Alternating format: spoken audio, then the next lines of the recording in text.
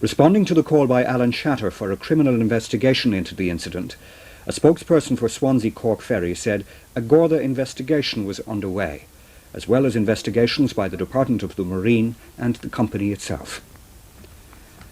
The funerals of the two children took place in Glounthaune, County Cork this morning. 15-year-old Catherine Tomlins and her 11-year-old brother James were buried at St Catherine's Cemetery in Kilcully. Ambassadors to the NATO alliance at an emergency meeting in Brussels are discussing the possible deployment of Western troops to escort relief convoys to Bosnia. Diplomats say the talks are unlikely to produce any decisions, since NATO allies are divided on committing large numbers of troops to Bosnia. Also in Brussels, leaders of several former Yugoslav republics have begun a new round of peace talks under the chairmanship of the EC mediator, Lord Carrington. The Serbian president, Mr. Slobodan Milosevic, and his counterpart from Montenegro have refused to attend the discussions.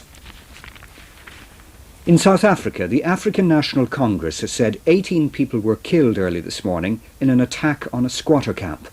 The ANC quoted residents of the camp near Johannesburg as saying the raid had been carried out by supporters of the Zulu-based Inkatha Freedom Party.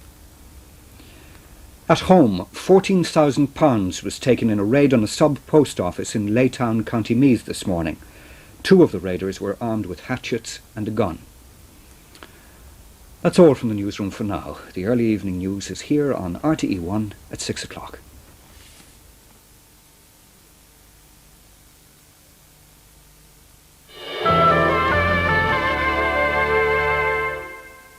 Hello there and good afternoon to you. Today is summer's day to enjoy, but my advice to you is to get out and enjoy the sunshine while it's there. We're not going to have it all weekend or anything like it, unfortunately. Still plenty of sunshine over the country today. There is some thin high cloud up here to the north. There's also some low cloud, which is lifted fog. That'll be burning off over the next while. But Ireland really just lying in a gap between two frontal systems.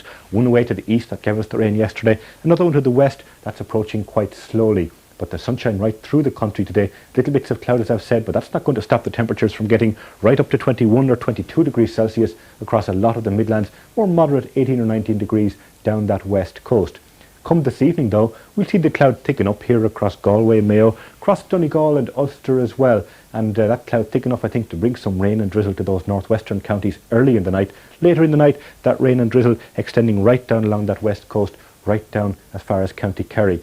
Now it'll be coming from the first of those rain belts coming from the west. It's a fairly weak affair, a warm front, but the isobar is getting quite tight as that moves in over the country. So the winds, I think, picking up a lot after dark, getting up to 25 or 30 miles an hour on the Atlantic seaboard, and a good southwesterly breeze building up across the rest of the country as well. Now temperatures tonight with those winds going to be quite high, 10 to 14 degrees Celsius.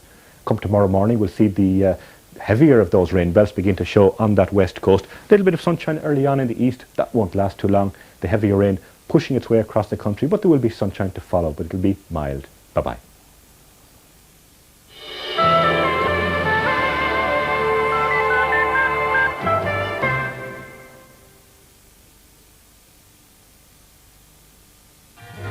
Zoo Life in half an hour's time reports on the lives of endangered species in 3 American locations. But first, Margaret's change of heart spells disaster for David and Beryl's marriage on Sons and Daughters.